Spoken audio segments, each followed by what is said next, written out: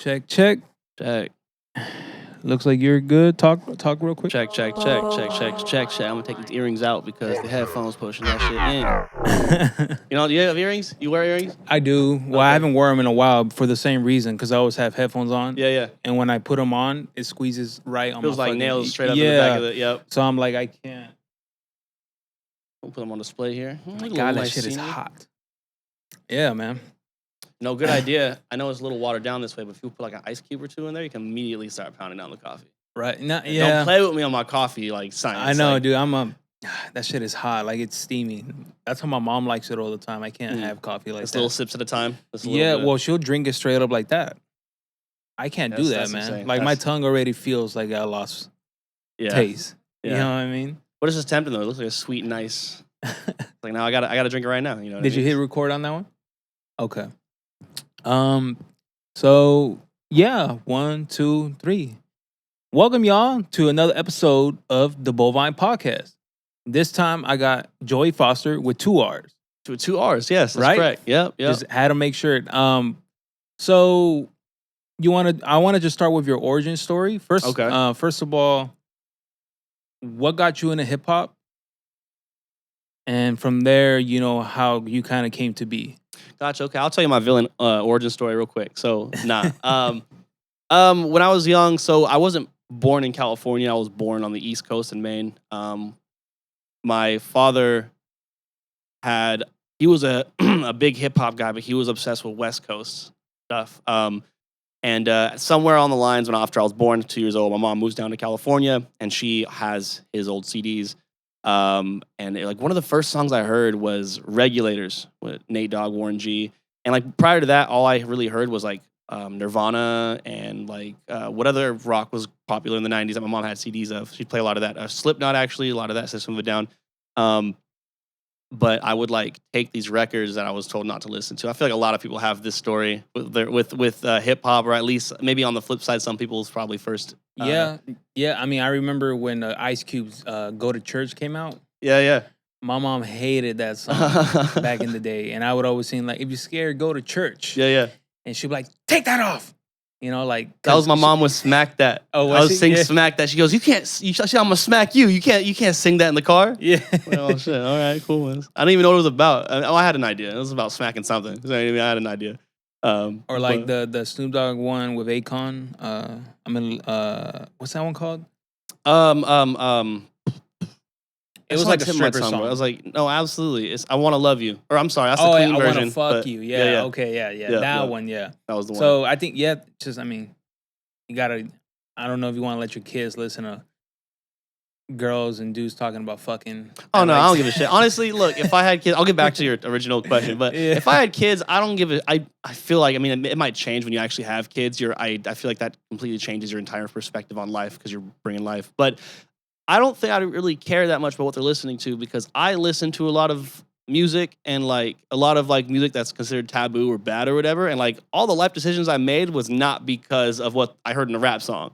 You know what I mean? That was because I felt cool listening to it, or I related to some of these things that I heard. You know what I mean?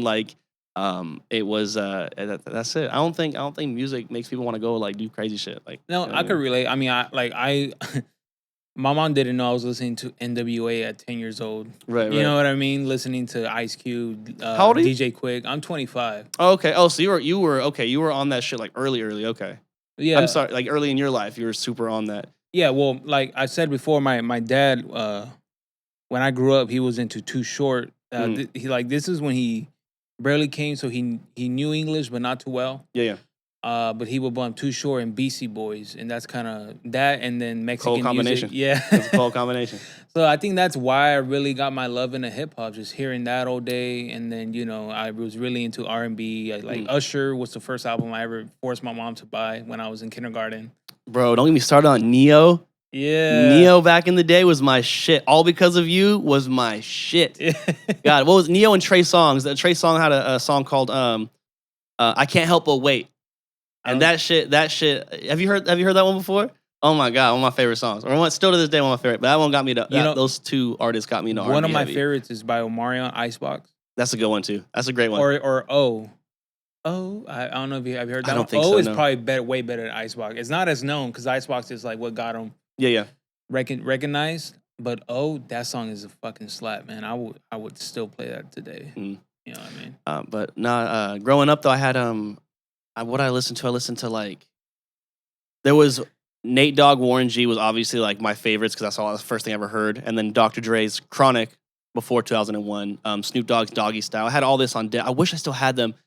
Snoop Dogg, I think if I'm not mistaken, recently took off Doggy Style from streaming services because he turned the album cover into an NFT. And I feel like if NFTs are supposed to be what they're supposed to be someday, like having a physical copy of that might be worth something someday. Just speculation. But anyways, yeah, that's the stuff that got me in, man. Then obviously I came on to Eminem a little later. I didn't like get into like NWA and stuff. I didn't know about any of that till later. I had to learn. I had very strict, low access to internet as I got older.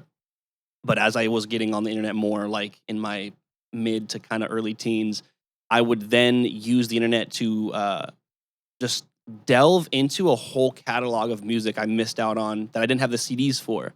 So it took a long time, but like I'm searching through basically the internet crates of like Big Pun. I mentioned Gangstar earlier. One of my favorite classic records of all time is the one with there's the what's it called? I can't remember what it's called right now. It has like the black and white cover. It's kind of like black and white with a little bit of yellow on there. I know what you're talking about. Yeah, I haven't heard. I used to listen to Gangstar regularly. I haven't listened to them in years. Mm-hmm. That's when I was really going on my like hip hop journey. Yeah. With listening through Ice Cube and West Side Connections. Yep. His whole solo discography, NWA, Nate Dogg. I mean, I never really got into Nate Dogg's solo stuff, but I always loved his features. Oh yeah, absolutely. But that's like a little, like a Lil Wayne feature in 2009. Like that's what Nate Dogg was. Like everything he was on, he was cold on. He would kill everything he did. Yeah, man, yeah. But Gangstar, I loved Gangstar. I love Full Clip. You know, I love Above the Clouds. A bunch of their songs. Yeah. I don't know top of my head because I haven't listened to them in years, but I know which album you're talking about, but like I can't recall the name of it. Yeah. But long story short, it was in 2010. I feel like it took 5 minutes to tell you where I started making music. I haven't even got to the middle part yet. But I remember I always wrote like poetry and stuff, and I'd fuck around with poetry. I was very like horny and passionate about like writing feelings and shit like that. But like in 2010, I had a friend of mine named Mitchell at my house on my birthday. And we had nothing to do, and so we just said, "Fuck around, let's make a rap record, whatever." And what I'd do is I'd take a camera and I'd record us doing the lyrics to like a beat, and then I go to Movie Maker, if you remember Windows Movie Maker, and I put that shitty audio clip right under the beat and be like, "All right, cool, let's make a CD." And so from there, it took a lot of learning. I took a lot of inspiration from like people like at first it was Eminem. I feel like a lot of white rappers when they first start, like they're gonna pull from Eminem all the time. And then as time passed, Joe Budden. Not a lot of people say Joe Budden, but Joe Budden was a very big reason I started to write the way that I even do now. Just because if anyone's listened to his music, he might be a shitty guy or a whatever people think about Joe Budden. You probably know, if you're in the hip hop stratosphere, you know what I'm talking about. Yeah. But like the way he would write his feelings on paper was extremely crucial to me as a young writer. And so I learned a lot from him growing up in Childish Gambino, yada yada, and here I am today. I haven't listened to too much Joe Budden solo stuff, but I did love when they did like that Slaughterhouse album. Oh yeah. There was some verse on there that Joe's was, and it like blew me away. It was like so hard. I don't remember what the song is called, and then I remember they were doing those ciphers with just a city behind them with no beat. I loved that shit. I loved that. Yeah. I thought his verse on there was hard too. I used to listen to Joe Budden's podcast regularly when I used to have a graveyard job like from 7 to 7, and I would just listen to the podcast. Joe's cool. I mean, everybody got their opinion on it. Yeah. It's just like he just speaks his mind all day. So it's like you're gonna love what he says or you're not. And there's been drama with him. So yeah. It is what it is, man. But hey, so you said you got like influence from Eminem, right? Yeah, very early. Like actually, funny enough, Eminem and Weird Al Yankovic. Funny enough. Oh no way. That's a whole nother story though. But no, yeah, it was like Eminem and Weird Al when I was like a middle schooler. But like that's kind of what influenced some of the funny stuff I'd write. Or when I was learning how to put poetry together, I would actually kind of write with the syllables, the structure that Eminem would write because I liked the way that he rhymed everything and how words intertwined. So I wouldn't write like Eminem, but I would write things that sounded like he wrote it in the sense of like the syllables and the structure. I of what he's- understand because I went to your YouTube channel and I went to the beginning of it and I saw you made music 7 years ago. Yeah. And then like you had like a gap of 4 or 5 years until you started doing music again, I guess. Did you take a break or did you just keep doing it but didn't put it on YouTube? Because I just checked your YouTube. Yeah. And you used to go by Joe Will. Yeah, Yep. yeah. That's actually, it's funny enough. Still to this day, some people from back home will be like, "Hey, what's up, Joe Will?" Be like, "Oh, who's Joey.Fosterr? It's Joe Will. It's Joe Will." Because I heard I went back and I saw the first video and I kind of heard the a bit of the Eminem Yeah. influence. Yeah, absolutely. Excuse me. I will cut that in post. No, I'll leave it in. Yeah, no, for sure. So like, I went under this Joe Will thing, and like, what I would do is at the time I just kind of did a lot of like, I feel like I had a lot of bent up like anger and emotions throughout my high school and early adult life. So like, I kind of just put that out on records, and even if I was doing goofy shit, I still rap like I was this angry guy like all the time, right? So like, it just got to a point where there's two things. It got to a point where like I wasn't that guy anymore. And like I wanted to change what I was doing, but also I was like, instead of just putting out all this other music, 'cause I have like at least 60 plus records that I did under Joe Will, and I only like 11 of them. You know what I mean? That's those songs are like on Spotify and stuff. So if anyone wanted to go back and listen to it, they could hear what that was like. But like I did all these songs, so like there was a gap because I would go and do shows. I would try to do like little business ventures that had no idea what I was getting myself into, kind of thing. And I would try things. I'm like, okay, at the time, I'm gonna get these records out. And it got to a point where those records weren't working. I wasn't that great. I was, you know what I mean? I was not that great at making the music I was making. So I guess I was like, okay, I got to step back for a little bit, and I need to readjust how I'm doing this, and also like focus on my life, because my life also wasn't right at the same time. Like I'm wasting all my time and money into something that my stuff's not even good enough to sell. So I had to like readjust, and then I came back. I think I officially, I guess, came back in 2019. And from there, I was just testing and playing with shit. I guess I started to use autotune here. I started to like change my voices up. I started to kind of like I try to like change my voice up, kind of like how like Kendrick always does the voice change thing. No, like, yeah, I like I said, I went through your YouTube and the just from that video to like your most recent, the whole cadence is different. The way your tone is, you sound a lot more confident now. I feel like you feel more comfortable with your voice. Yeah, absolutely. Because it sounds more like you got your own voice. And like I said, in your first song, I heard like the Eminem influence, which is not bad. We all have influences. I don't know who I ever sounded like, but some people have told me sometimes I sound like Tech-9 when I rap fast, because I used to be very into Tech-9. I don't think I ever do sound like Tech, but that's just part of starting music and growing from your influences and kind of expanding off of them. You know what I mean? Yeah, absolutely. Any other influences that really made you kind of find the type of music you're making now? Yeah. I've mentioned like briefly. I mentioned Kendrick and Childish Gambino earlier. Not like the music that I'm making is nothing close to what they do. Right. But those two are always doing different voice things. They're always doing different types of music all the time. And I'm not a good singer, so I can't go and make R&B if I wanted to. Unfortunately, I would love to. I can't. But like, I figured like I like all hip hop. I like the very hip hop shit, the sad stuff. I like the just I don't give a fuck stuff. So I'm gonna make it all. Excuse me. I don't know what's going on. I figured I want to make it all. I want to do everything. Probably not the best business decision to make everything. Someone's gonna like one song, not the rest, or whatever. But like it's I have the most fun fucking with everything. That's just my motto. Yeah, see, with that, I'm kind of like, I don't know, if you try different sounds in the beginning and you keep doing that. Yeah. When people go back and they see where you start, they're not gonna like, if you're just doing these type of songs and then you pop and then you try to do like, let's say you're doing very boom bap hardcore rap. Yeah. And then you got a good following, and let's say you're on a mainstream level now. Then out of nowhere, you're gonna do a pop song. People are gonna be people get mad. Yeah, people get mad because they feel betrayed. They feel like they have a betrayal of trust from what they were a fan of.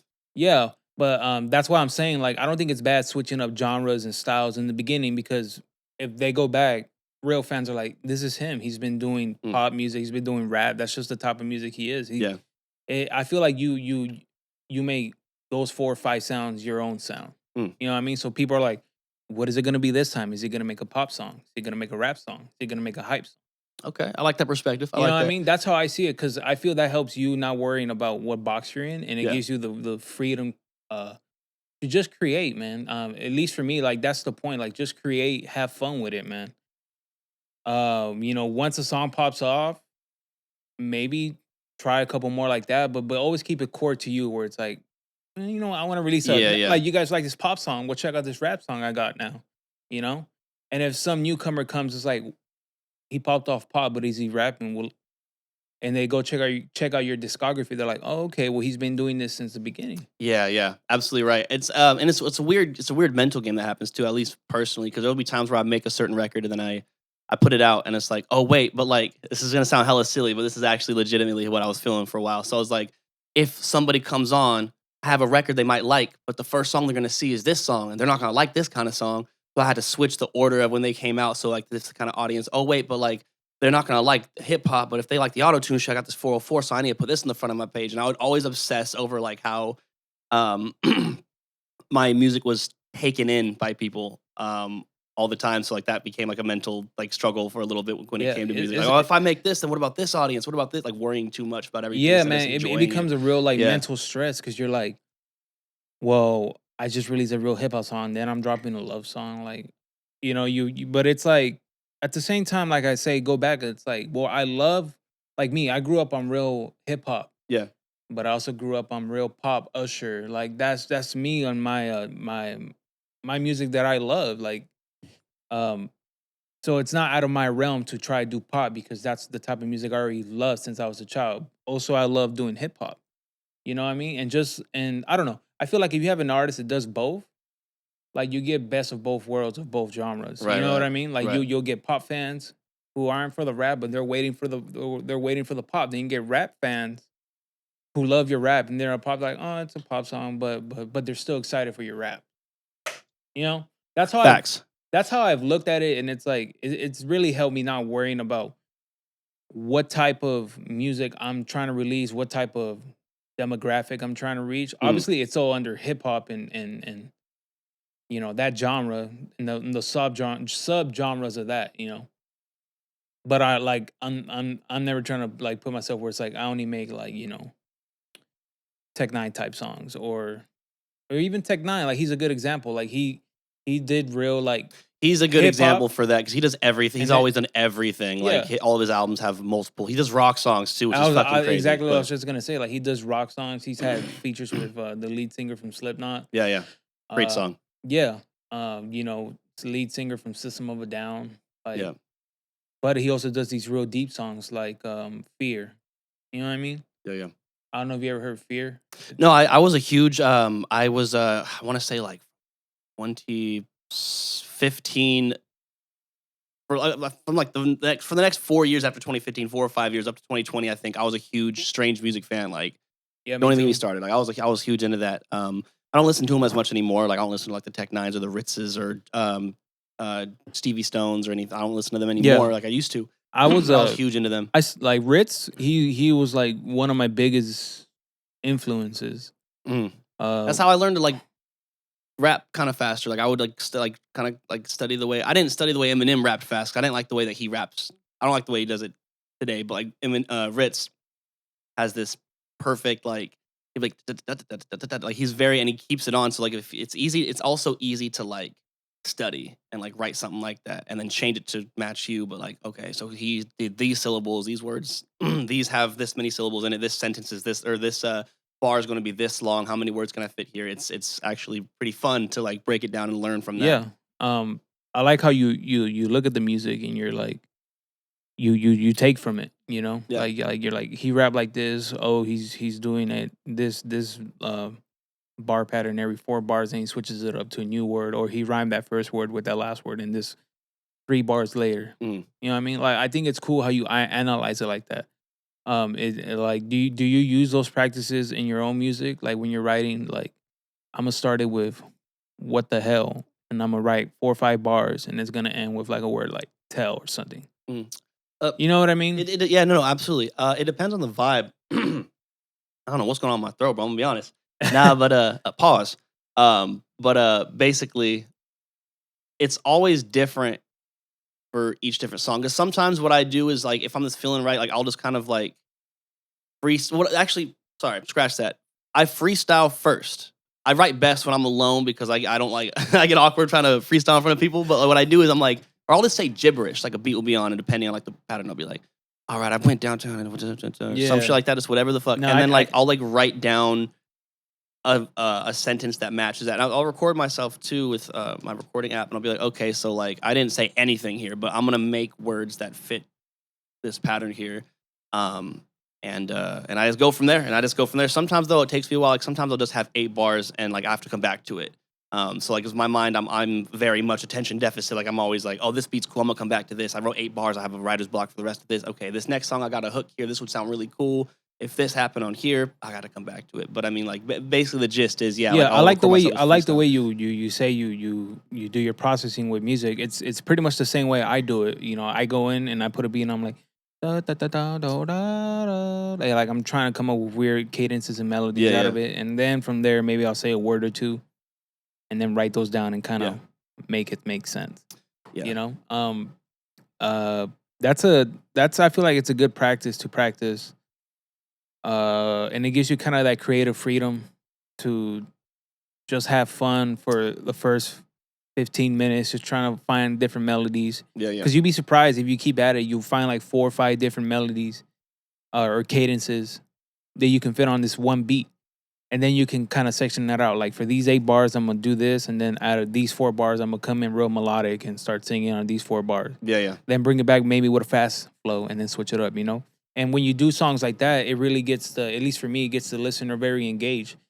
Because if it's just like fast rap, like da da da da da da da for 4 minutes, it becomes my ears become kind of like fatigue. I'm just gotta pay real close attention to listening while the other ones give my ears a break and my brain to like, okay, I heard what he said for 5 bars going like that. Giving a variety of different like flows and cadences. You know what I mean? I feel like that's good for the listener because it gives them a mental break. It's like, okay, let me calm you down.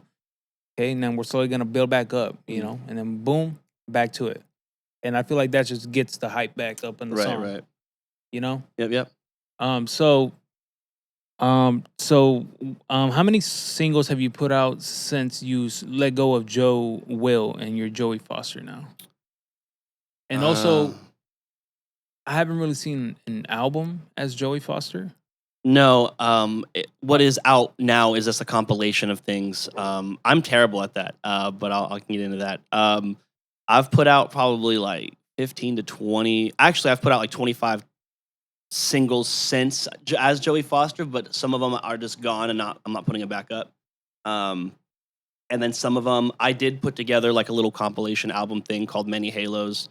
And then I put together a little hip hop EP called the Winter Side EP. But like originally when they were put out, they were just put out as singles. Is that how you think you're gonna keep going singles until? Well, maybe I'm kind of at a point in my like, I guess like put like the air quotes on like the musical journey, right? Make it sound all special and fancy. The musical journey. Yeah. Where it's like, what do I want to do next? And where do I want to take this? And I've been doing it for this long. What do I want from this, right? So like the singles thing is smart. I also obsess over like how something's being put out or presented. So like one of the reasons why I put like a bunch of songs into like a compilation album is because when somebody goes on my page, they're just going to see a bunch of singles, a bunch of different arts or whatever. And I was like, well, if I can just put these ones together, it kind of fits like a vague theme together. They'll be like, oh, okay, there's this project here. This is what it's going to sound like. Winterside, okay, I see the same picture on these 4 songs. So this is going to be a different sound, or this is going to be a different vibe or whatever, maybe a different mentality. And I've left a few singles like solo, like Duce, Queen. What else? There's probably got to be like 2 or 3 other ones. I like Greed. I like on Queen how you had a little behind the scenes. I think that's always fun for a fan. Man, shout out Jay Wonder, man. He's the homie, bro. He's a fucking great guy, great vibes, bro. He's that whole video, that whole process of making that song. I always have fun. So I didn't mean to cut you off. I'm so No, sorry. no, by you're the way. good, man. Keep it going. Yeah.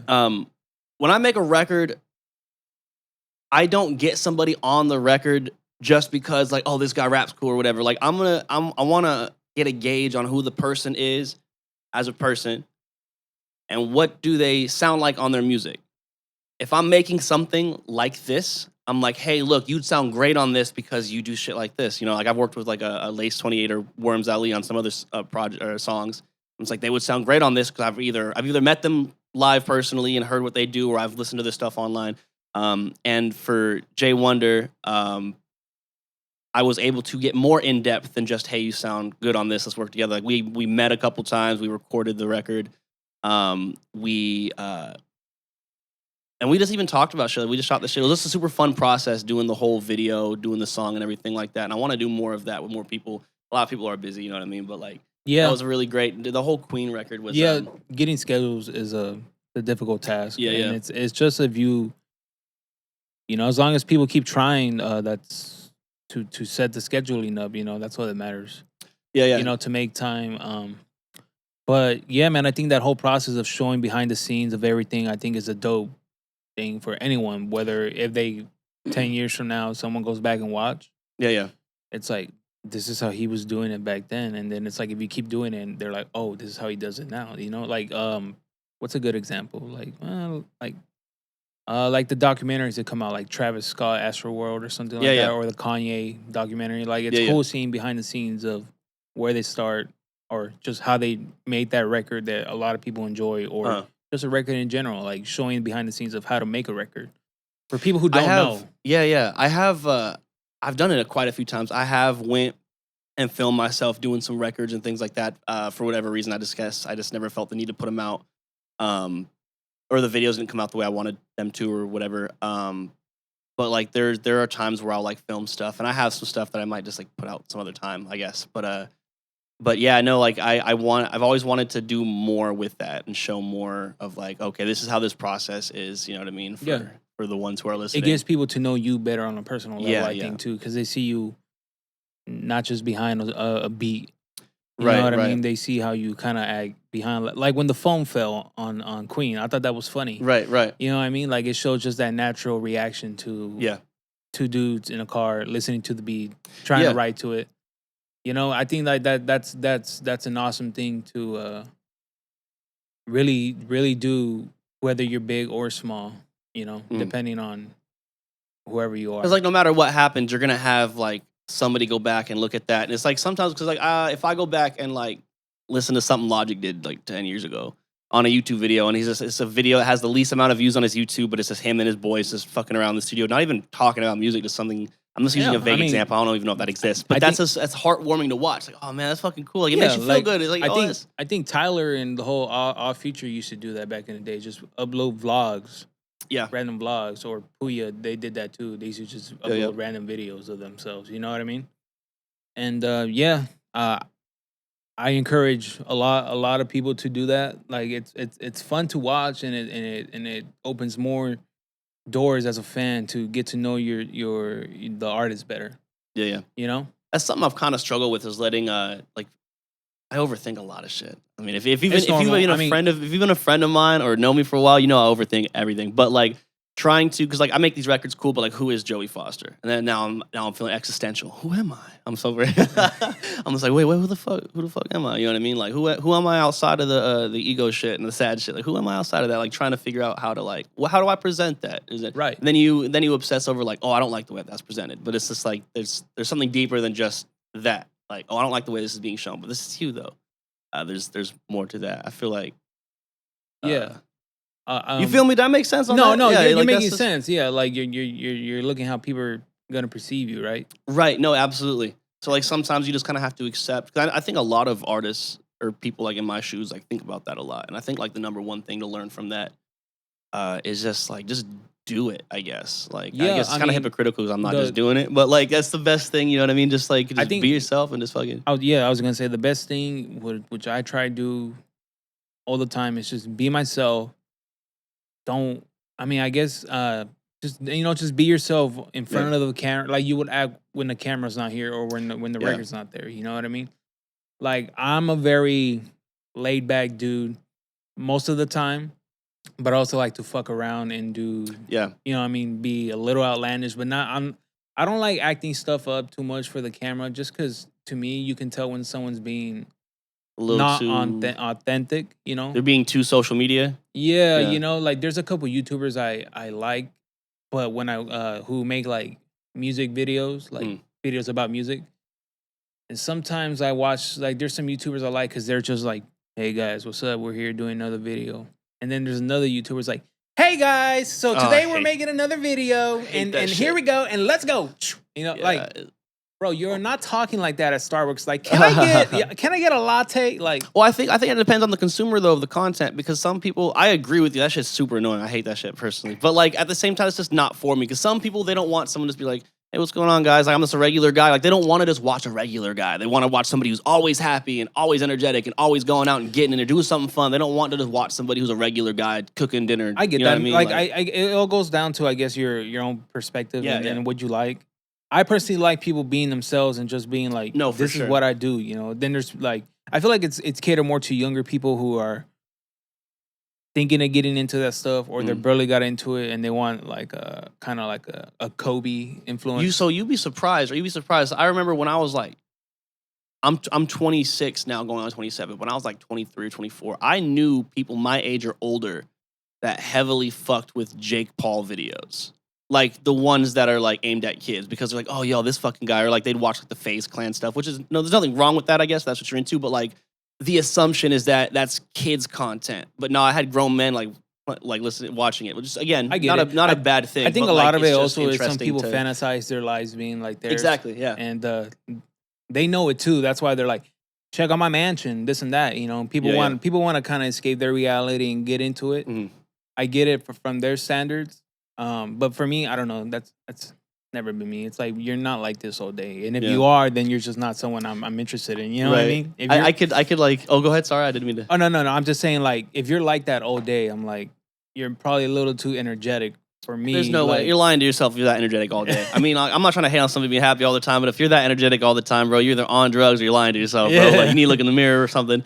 But now, like, I can't really knock it though, because the shit that I was watching on YouTube was not any better. I was watching the complete opposite. So like, you have like the clout YouTubers, and then like you have like the fucking bottom feeders of the YouTube. I was watching shit like, if you remember, you listen to Joji? Yeah. Like Filthy Frank shit. I was watching fucking iDubbbz, if you remember that. See, I was watching like the H3. I was watching like that shit, like the complete opposite. And so it wasn't any better than what I was. No, yeah. You know, and like I said, there's different demographics, I guess. Like, people like some more friendly content, and people love some more high standard, like Beverly Hill content, and then we like some funny, stupid, edgy humor. Like, right. You know what I mean? It's probably maybe the crowds that we grew up around. That's kind of like what we like. But I don't know. I feel even I don't know. I feel like authenticity is good if you show it for the most part. Right. You know what I mean? I don't know. It's just something that I think is important, at least. Yeah. At least so people know, you know. Maybe, I don't know. The videos, they kind of turn me off, but it is what it is, I guess. Like you said, there's different demographics. Now, speaking of like identity, you were speaking about earlier. You used to go by Joe Will, right? Yeah. But now you go by Fosterr. Where did the Fosterr come from? And is Will your real last name, or do you just come up with Will or Fosterr? That's a great question. Thank you for asking that question. Nobody ever asked me that question. No, I'm curious. Story for that. Yeah. So like, I don't really like putting too much of my personal information on the internet, but I'm gonna go ahead and do it anyways. But no, so my real name is Joseph Wilkinson. Okay. I remember. I don't even think we are even in talking or following each other distance, but I knew a guy named Anthony in high school, and I used to have some, like, when I was going through names, I had some like lame ass names. I had like Needles, because I used to spike my hair like Sonic the Hedgehog, like dead ass, not even lying. And then like I was like, oh, I'm gonna change my name. Like, what's my favorite element in video games? And I was like, named myself Pyro, but it sounded too much like Pyru in a bad neighborhood. So I was like, all right, I gotta figure something out then. Yeah, that And this probably, guy, it wasn't. They're like, probably what, wasn't a good one. white boy pirate? No, not like that. I didn't know any. I didn't think about it all the way. I wasn't a very critically thinking. That's funny though. teenager. You're like, what's my favorite element in a video game? Yeah, Pyro. fire. Oh, I'm not gonna name myself like flame or something like that. You know what I mean? Yeah. I was I think I was on a bus or something like that. My buddy Anthony goes, bro, why don't you just like name yourself like Joe Will? Like cut your name in half. Yeah. Cool. All right. I was going by like Joe and Joey anyway. So like, as I got older, matured. See, the will makes sense now that I know your last name. Yeah. You know what I mean? But continue. Where did Foster come from? You know, what I love the farm. No, I'm just fucking with you. Nah, that's the reason. No, the fucking cartoon. Or no, like Foster Farms. Like Foster Farms. The cartoon is great too. Yeah, yeah, okay. I don't care what nobody says. That's just a classic. Not that anyone's gonna argue with me. They probably agree. But I was obviously going through some changes and everything. Went through a lot of stuff in that time period that really shaped my brain and shaped me to become who I became. And so like, okay, I want to change my name to something that kind of fits me. This is gonna sound silly, but I wanted something to fit me closer to like what I was becoming. Even though Joe Will was my name, I wanted something that felt more like me. I didn't want to sound like my government name. You know what I mean? I wanted to sound like, the homie. So like, I always went by Joey. That's what I prefer to go by. Foster was my blood father's last name. Oh, okay. But I didn't inherit his last name. So there's a really funny story with that. So buckle your seatbelts. When I was born, my father wasn't around. He went to prison. So my mom was with some guy, like her boyfriend at the time or whatever. And him just being there put his last name on my birth certificate. And I never met the guy. You know what I mean? So my mom breaks up with this guy probably like 6 months into the, relationship, whatever. I'm 2 years old. We moved to California. Never really knew my father, but I met him when I moved over to meet him after he got out of prison like some years later. I finally met him for the first time. And like, he was exactly the bad person the family talks about. So I come back and I'm like introspective. I'm like, how did I become what I am? And I'm related to that, right? So I feel like Joey was me. Like, this might sound a little corny, but hear me out.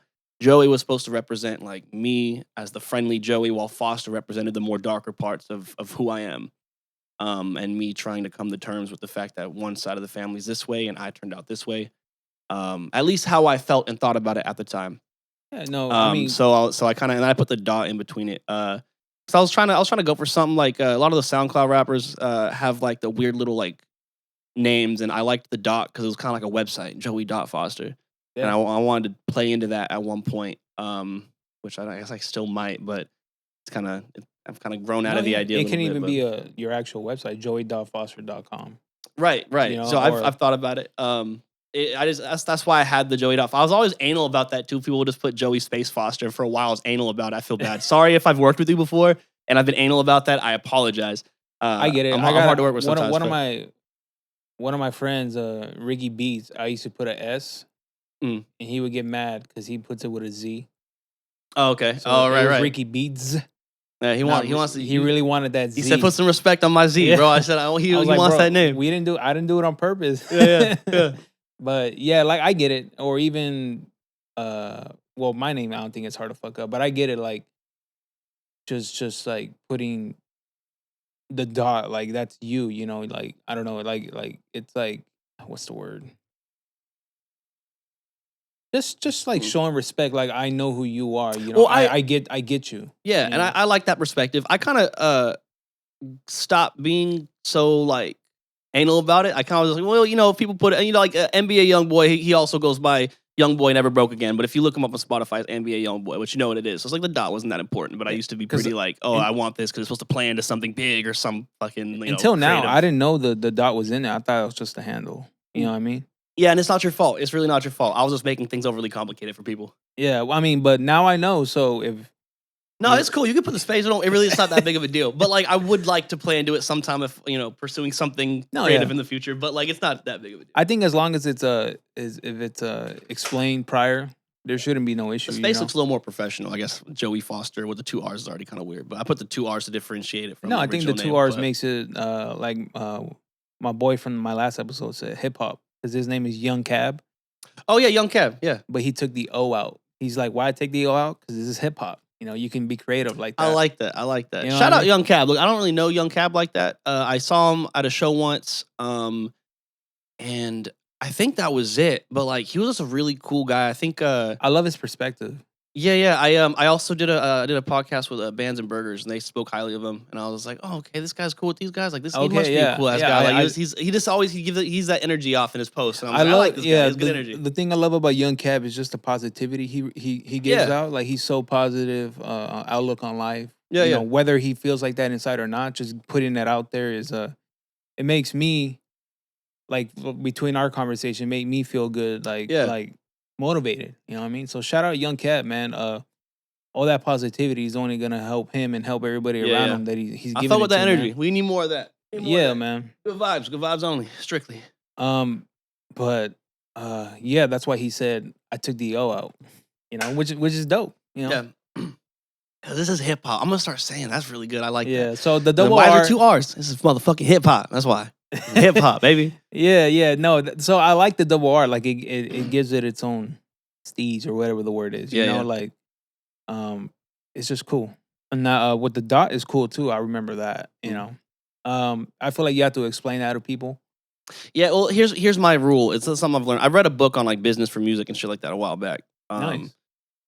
Excuse me. But it's like if you have to explain it to people, then it's not. Like if you have to sit there and explain yourself, like okay, for instance, like that could also go to songs too. If you wrote a song and it has a certain meaning and you give it to people, it's not yours anymore, right? That's technically not yours anymore. They're going to take whatever it is for themselves. And if you have to explain it, then it's not good. Like it's not, good. Especially for something like a name. Like if you have to sit there and explain it and they can't get what it is just from looking at it, then it's just not. What's it called? Not that it's not good. There's a word. Kind of like what we were saying before the podcast about simple bars to more complex bars. Yeah.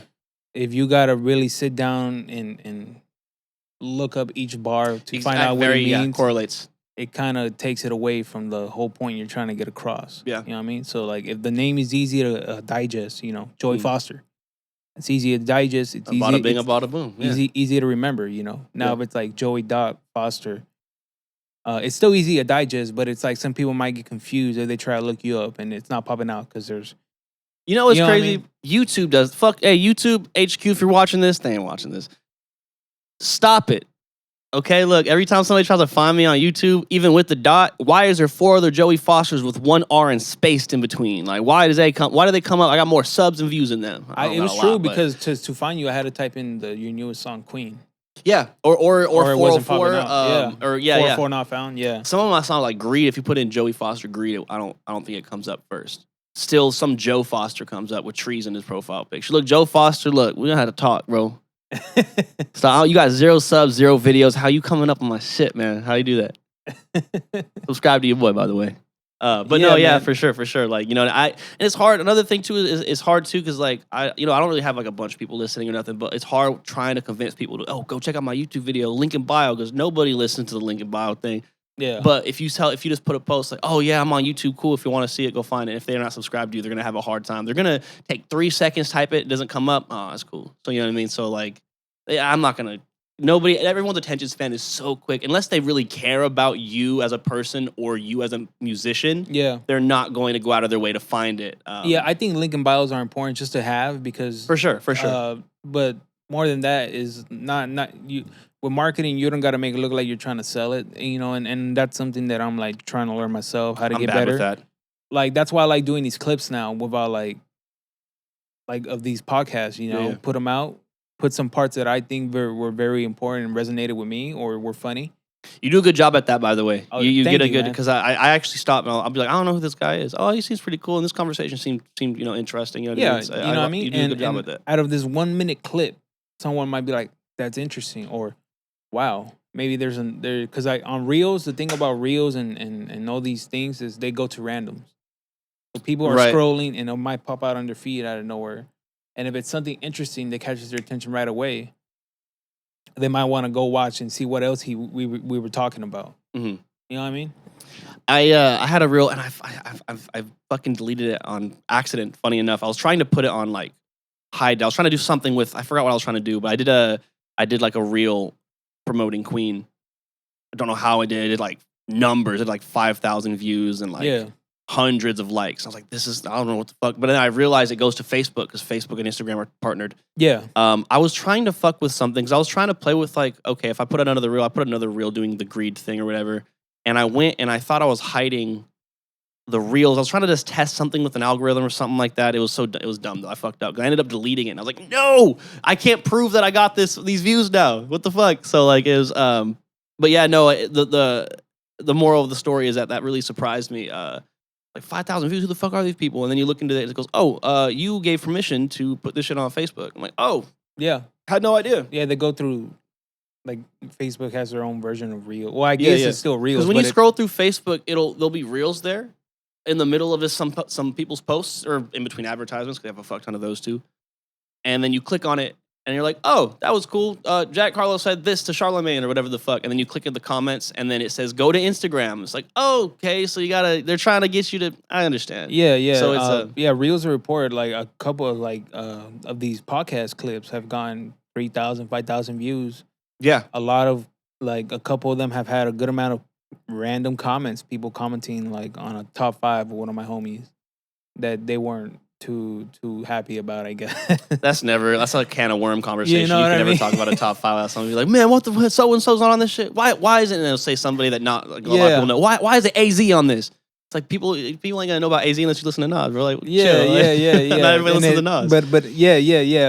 But it's cool. Like it's just others who don't follow me, or don't follow him, but they popped out on their feed and they watched it and they're like, they comment on it because, maybe they don't agree or they do. There's people who agree sometimes. They're like, yeah, that's facts, or no, blah blah blah blah blah blah blah. You know what I mean?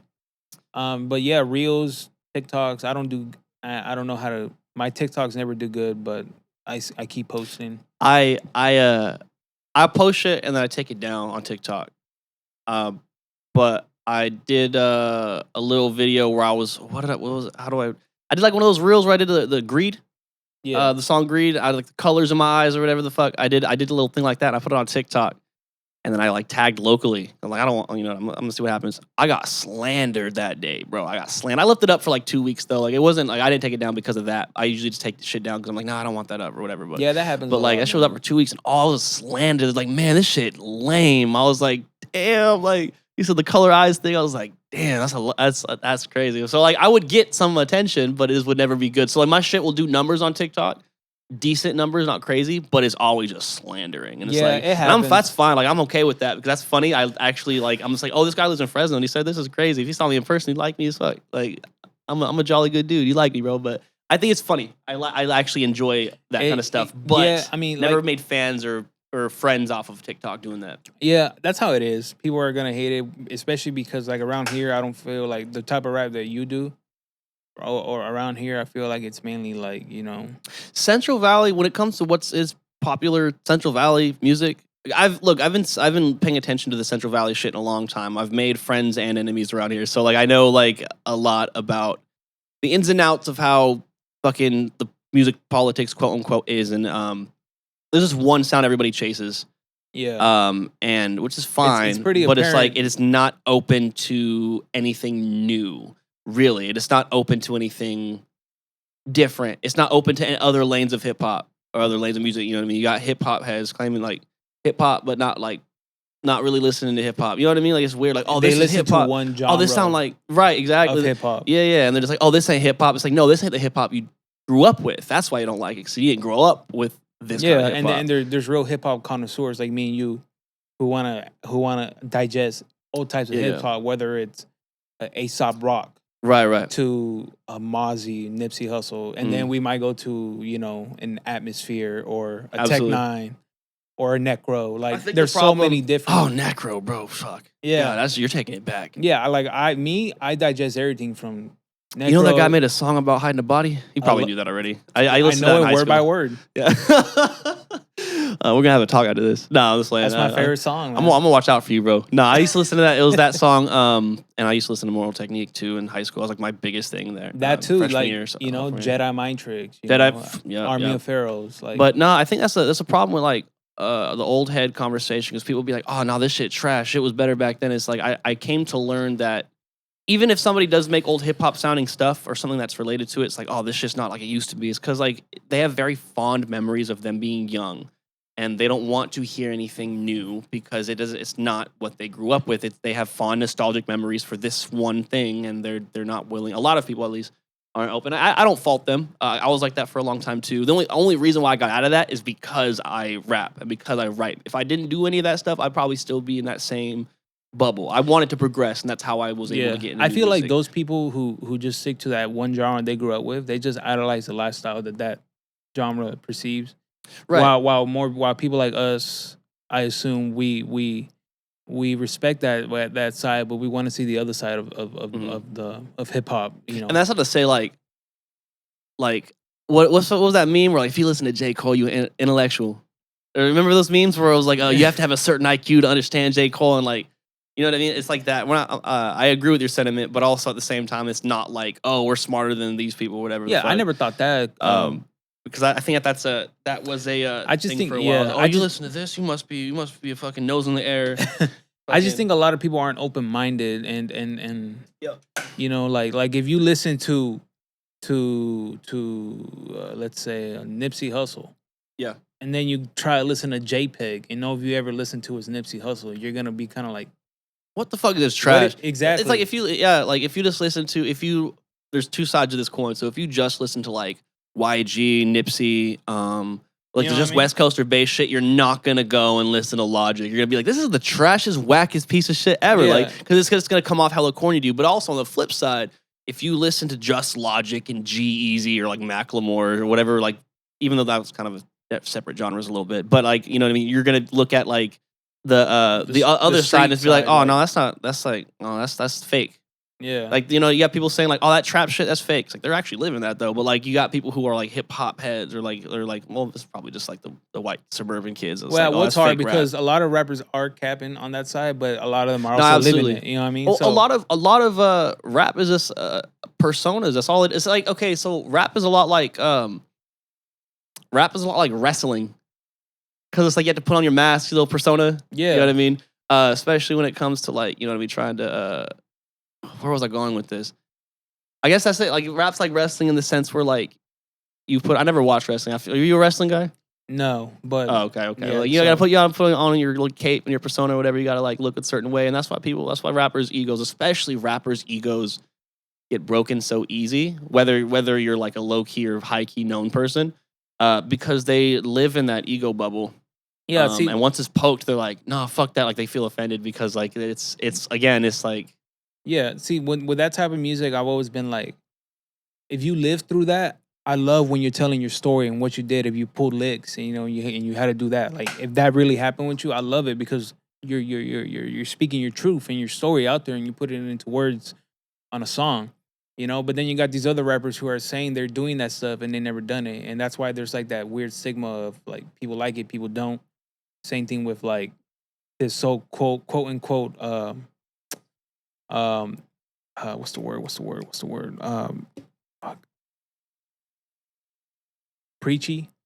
Like Right. rappers, like they're like preaching music. where Like they're- like Hobson. like Hobson. He's like, very, very preachy. like where they're like they haven't lived that lifestyle, but they're talking bad, which I get it, you know. Mm. It's kind of those both sides, but it's like take what he says and take what they say and kind of try to find a medium of like what is important. That makes sense. Like if, Right. if someone is real preachy on a song, like understand their perspective. Like maybe he's saying this because he's tired of seeing this going on. You know? Well, I think I get what you're saying for sure. I think like I saw an argument recently about Kendrick's new album. They're like, I don't want to sit here and listen to therapeutic music. I want to sit here and I want to like listen to basically like I don't want to listen to anybody's fucking trauma. I want to sit here and I want to listen to shit that I want to do. Like, you know what I mean? I want the bitches. I want the, you know what I mean? Like, Yeah. It's always the three things, right? The women, money, cars, or whatever. Like the all the whole cool stuff. They want to feel like that, so that's why they listen to that stuff. There's nothing wrong with that at all. But like, you know what I mean? Some people, the same thing as like the YouTube shit we were talking about earlier. I was like, somebody just wants to watch somebody live a fancy, luxurious lifestyle because it makes them feel good about it. Same thing. It's like I don't want to watch somebody or listen to somebody going through like Yeah, like they say, it just goes on what demographic you're going for. Yeah. Sometimes uh, younger kids might relate to something else because they haven't grown up yet, and then they think that's the lifestyle. And then older people, they're like they've been through that, and now they just want to hear music about like having a family, doing this and that. facts. So I So mean, if you just had a kid like within the last 5 years, you're probably listening to Logic's No Pressure album. which is fine though. Like the whole point of like that's trash. That ain't hip hop or corny. It's like, hey, that's how you feel, but let's see how you feel in the future. Yeah. Like me back in the day, I used to not like Wayne or Drake or any of that. I was really into like old school gangster hip hop.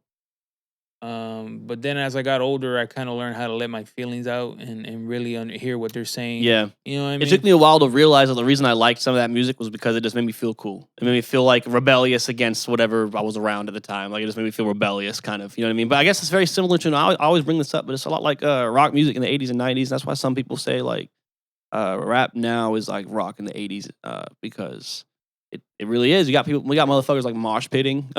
You got people head banging. You know what I mean? Like you just have all this going on. It's I also forgot where I was going with that, but yeah, no, I'm sorry. Yeah, there you go. Feeling angsty and shit. Because in the 80s, like a lot of kids were listening to that shit. I mean, I feel rebellious. Fuck the system. You know what I mean? And what is hip hop? Well, what is the grounds of hip hop stands on? You know what I mean? Fuck the system, bro. Like fuck the police. Like you know what I mean? Like that's. Yeah. It's a lot like it's very similar to that. You know what I mean? It makes you feel cool. It makes you feel rebellious. Yeah, I mean, overall, I love all sides of hip hop. Whether it's Yes, sir. I just love people putting the stories out, whether it's their story or someone they're close to story. Yeah. And just show both sides of a coin from a lifestyle, whether it's you're out in the streets or you're at home working a 9 to 5, struggling. You know what I mean? Yep. It's all hip hop, and I love it all. And I think just do the type of music that correlates best with you. Like that's the point. Like there's a lot of artists who just do that type of genre because that's popular and they know that's gonna get them. That's gonna get them the attention, but it's not. I don't feel like it's good attention because if one day you want to get tested on something you're claiming and you're not, you might. Well, that's a whole different like. You know that's what a I whole mean? Well, different that's like the point I'm conversation. trying to get to. Like, I love all that music, but when people are like portraying that lifestyle, but they're really not, it's kind of like you're in deep waters right there. You know what I mean? Like just keep it core to who you are and the music that you like, and not saying you can't make that music, but kind of, I don't know. Like I said, authenticity. Like you can see Authenticity it right away. wins, baby. Authenticity wins. Authenticity wins. Authenticity wins. That's how I see it. But hey, to each their own. But yeah, man. Any new songs you got coming out this year? As of right now, no. So I feel like I Okay. should. I don't. I'm kind of going through another transformative period, kind of like in between the Joey.Fosterr. I'm kind of going through another transformative period of my life right now.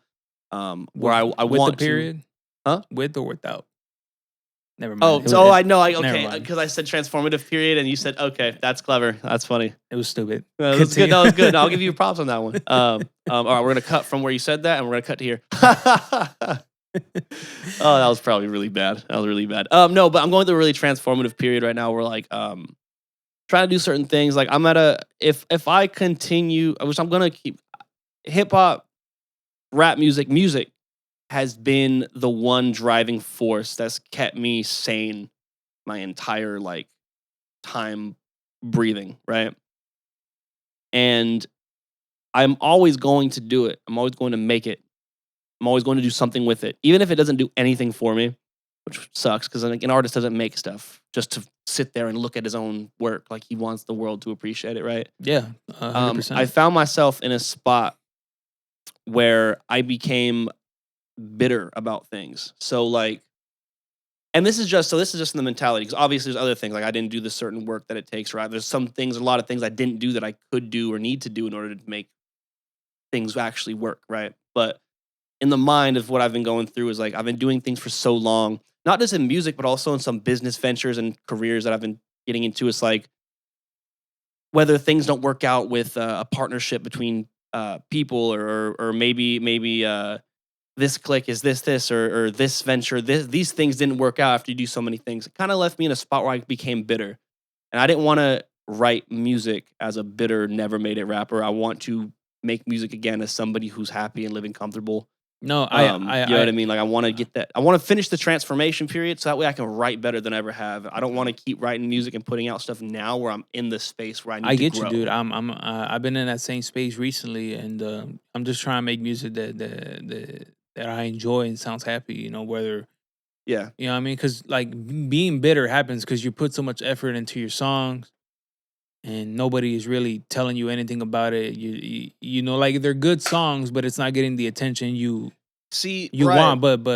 But you know, go ahead and continue. Yeah. I didn't mean to cut you off, by the way. If I No, you're that. good, bro. You're good. Not because, like, you know what I mean. Like, there's a lot of times where I'll make a record, and like even people in your own, like my own circle, sometimes will be like, oh, like that was cool, but like whatever. Like sometimes even when your own people are telling you something's not good enough, you're like, but I know this is good. Like I'm not gaslighting myself. Like I know this is good stuff. Like I know, you know what I mean. And then you get bitter because like even your own team sometimes are people around you that you think you could trust with like that. But I guess that goes to show like that's why you just gotta like trust your own intuition and trust what you are. Yeah. You know what I mean. There was a point where somebody was telling me like, yo, you gotta keep changing what you're doing. Like you gotta keep on always make something new all the time, like which was already what I do, but he was talking about like hyper pop music. If you know what hyper pop is, like 100 gex and stuff like that. I'm like, that's like telling a heavy metal artist that he needs to make a country album. I've had this conversation with a couple of close people where they're like, well, you got to make this type of music because that's what's popular. And it's like, but that's not the music I enjoy doing. Right. Like if you're gonna be on my team or be my friend, like help me find the lane that I'm supposed to be getting into, but also don't try to change me entirely. Like there's things like that. Yeah. At least not even with just friends, but also like when it comes to people you're working with music. So, but there's also like a fine line between that because on one end you sound like an ignorant artist who's not willing to progress or change and be better, like at your craft, right? On the other end, though, there is a sense of self-awareness where you're like, I know what I want to sound like, or I know what I want to be. Exactly. So, like, it's not ignorant to say that I'm trying not to progress, like what the other side of the coin is. I just know where I stand and what I want to become. Yeah. And so, like, sometimes you just gotta, people are gonna say what they say and take it with a grain of salt. To me, it's like if it's criticism, I'm all for it. But never tell someone like don't do this. Like Facts. Like you know what, bro? Don't rap. I'm sorry, bro. It's not for you, man. But be a producer or whatever, or be a marketer. Like you should do that, but don't rap. It's just not right. To me, like that's like so. What's it like? Backhanded. A backhanded compliment. A backhanded compliment. Like, yeah. How like. So like. Oh no, go ahead. Sorry, I have a bad habit of that. My bad. No, you're good. I get excited about. To me, it's just like, why are you even, to me, it's like, why are you even telling me that? Like, how about tell me like, I didn't like this about the song because this and that. Then that will give, like, let's say for me, to think about like, maybe he's right. Maybe the cadence was off, or maybe the bars were whack there, or something like that. Right, you know what I mean? But telling you just to quit. You know how many artists who are big now have been told to quit? Right. You know what I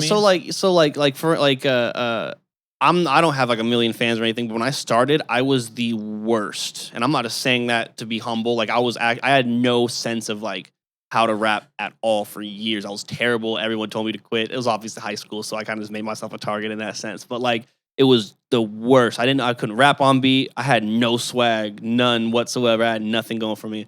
And then like Joe Will was cool. It was a lot better. It wasn't great yet. And then it didn't take me until I came back as Joey.Fosterr to really get a sense on like, oh, okay, I do this good now. But like after all that time, I became good at it. Maybe not popular with it, but really good at what I do. Yeah. And sometimes it takes that time. So I always think when people are like, oh, I mean, you should probably go back to college. I think you should, maybe you should just try filmography or start, you're good at YouTube videos. Let's do the YouTube stuff. Like, I just feel like like, so what? You only accept a part of me then. You're saying, oh, like, I want the best for you. Like, no, Yeah. no, you're only accepting the parts that you like of me. But Yeah. this part you don't like, so you're trying to guide me somewhere else. Especially with It's not someone like, for you who's been doing it for what, 8 years, at least from what I seen. Like the growth, 12. well, from what I seen on YouTube, the growth is spectacular. Like Thank the you. difference, you know what I mean? Yeah. Your cadence, your confidence. I can hear it right away from your first video to your newest one.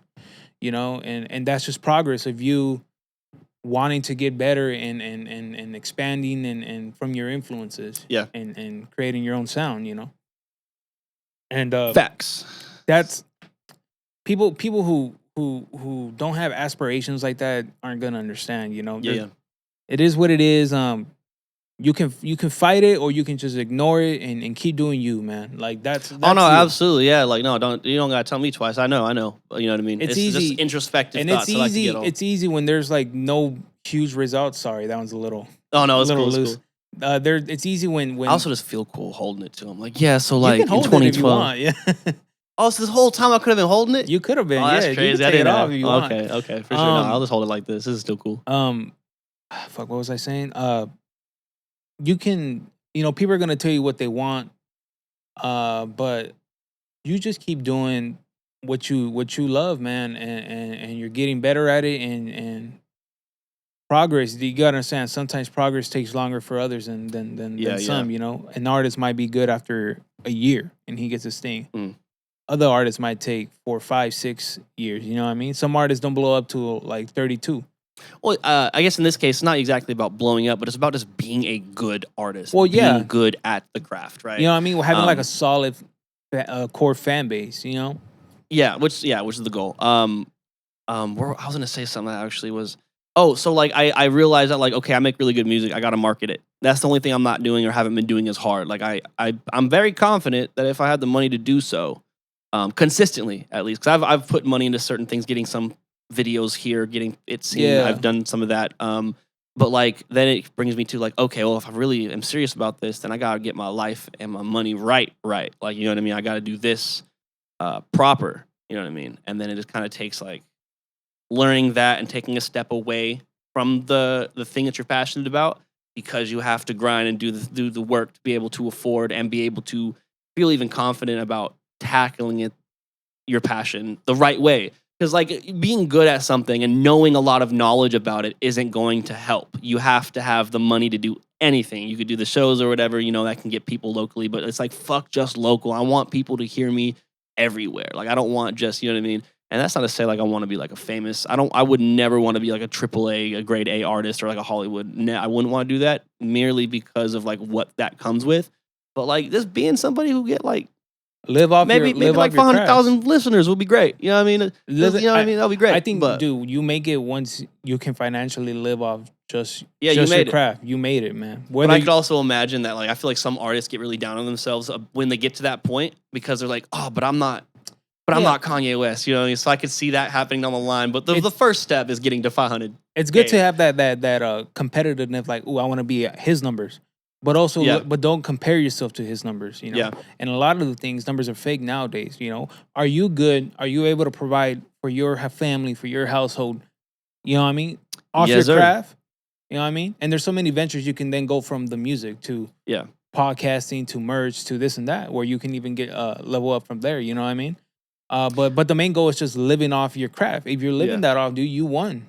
Whether you're making 50,000 a year off of it and you're good off that and you're living off that comfortably, or you're making 5 million. Like if you can, that's a nice number. If you can, right? That's a nice you get number. what I'm saying? Like don't compare yourself to someone else's financial stability or whatever the word is, or status to your own. Are you doing good? And especially, like I said in the last episode, are you better now this year than you were last year? And it's very easy, and I can say this even now, like it's very easy to get caught up in like the social politics too, right? Like, because that's something that I've also been learning, right? Like, there's a lot of times where I try to like, I guess, get the attention or impress certain people that would like to be around, right? I guess that goes for anybody or any circles or anything that you're doing. And when that doesn't work out, you know what I mean? You can't let that kind of stuff. You can't let another person or group of people and their thoughts on you and how they see you get to you too much because now you're walking around with this, oh man, people fucking think, everyone thinks this. You got to like go. That's a lot of people, myself included, has a hard time with like, what do people think of me? You know what I mean? That just goes from more than just music. That can just go from life too. That's something that everyone should work on, I feel like. Because it's like taking that out and being free from all that is like literally the key to success.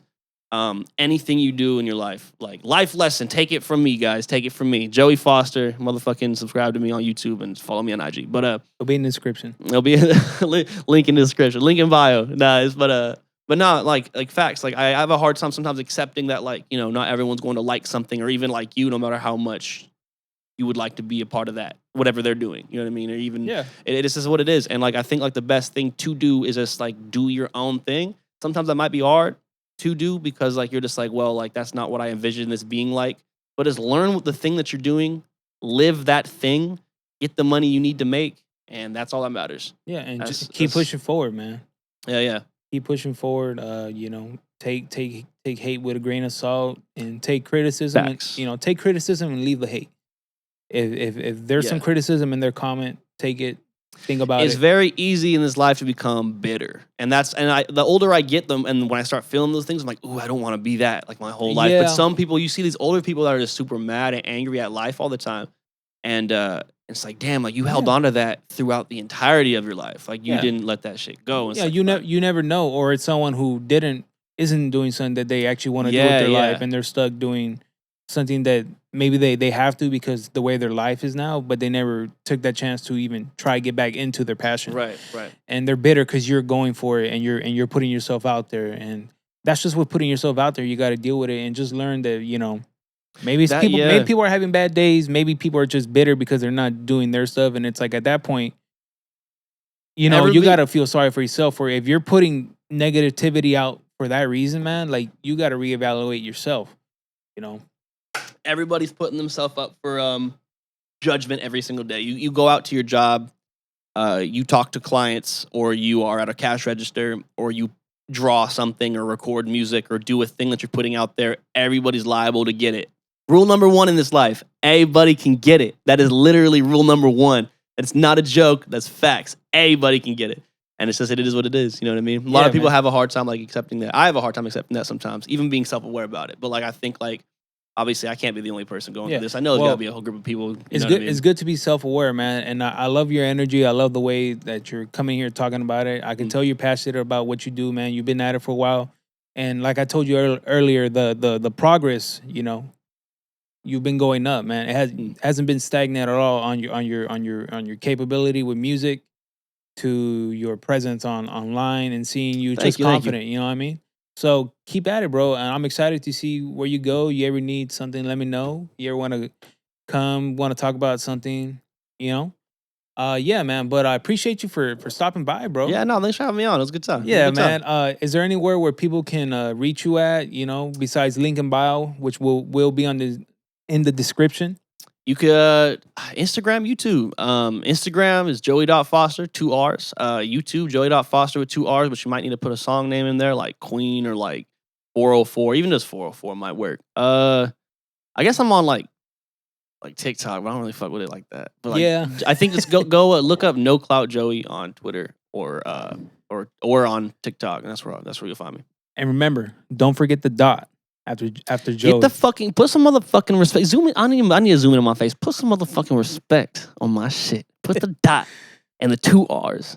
2 R's, right? It's not that big of a deal. Because it's hip hop. Because it's hip hop. Because why is there 2 R's? Because it's hip hop. But I appreciate you for stopping by, bro. I appreciate it. I appreciate it. It was a good time. Hopefully we could do this again sometime in the future. If you got a project dropping, let me know, man. I'd love to have you back on. Facts. If you want to perform a song, let me know. We can do that after here, or if not, we can do it another time. Okay, bet. I know if you don't got the beat, I could just play in the background and you rap to it. Okay. Or if not, we can just do it another time. I would love to do that. I do gotta. No, yeah. If you gotta go, I do gotta run. If you gotta go ahead, bro. But I would love to do something like that in the future. That actually sounds great. I would love to do like even like just do a little bit of a performance thing, an inclusion of something, or even like a compilation of like you get people to do that at the end of the show. I've had one who did it because they dropped a new EP. Shout out EOD, he did it. And Young Cat was supposed to do it, but he came from a rave and his throat was shot. So it is. Hey, you know what though? I'll speak some real shit though. I have writtens. I can just give you a written. Actually, that'll be pretty cool. You can do that if you want. Yeah. So here, I'll check it out. Check it out. No, I write a lot. I write a lot of shit. So this is more like it's. I don't need a beat or nothing like that. It's more Perfect, like kind man. of poetic. But check it out. Check it out. I said, if all else foils, I've already died up inside in this post-mortem from first to the fourth quarter. Used to have some love for a couple bodies that pulled up. It's a long story. I'd rather show you the short one. Trekking on this track like tortoise through the forefronts. Had a big head like the eagle named Zordon. Heart up on my sleeve is a fashion I can't afford. Better leave it inside the torso for it's broken and it's more gone. Friends come and go, but others make believe whatever. Some are lying to themselves so they can feel better. The roadblock most people have interfered is the lying that they do mostly occurs in the mirror. They don't know how to change. They stagnant in fear. They blame the whole world for any issues appeared. Never took the rein and say they knew how to steer. But when they crash, finger point over there. They really ain't self-aware. Never mind that I'm cold at the finest. And if you're looking for your boy, then you know how to find him. Used to lack the MC, now my flow is the tightest. And everything I touch gold like the hand is of Midas. This is a new era, the suit and tie on a phantom. Tall, dark, cynical, and handsome, what I brandish. Saw the game sagging, so I told it pick his pants up. I'm from the Wild West like Bonanza, so put your hands up. Yeah, let's go, bro. Hard. Bars, bro. Thank you. That's all I got. Bars. Joey.Fosterr, man. Appreciate you, bro. Thank you. We'll see you on the next episode, man. Again, thanks for having me on, bro. Yes, Anytime, hit me up for anything. Appreciate you, man. Once we get that thing rolling with everybody else on the cipher thing I'm trying to do. I was gonna bring that up, by the way. Because I have a thing written for the cipher already. I'll show you afterwards. I have a little something for it. Okay, perfect, bro. Yeah, I'm just trying to give people time, and sometime soon it's gonna happen. Bet. I haven't really talked about it, but we got a cipher coming up. It's gonna be dope. A lot of dope people on it, including me and you. Yeah, man. Sometime this year. Yep. We'll catch y'all later. Have a good one. Have a good one. Thank you. Peace. Thank you.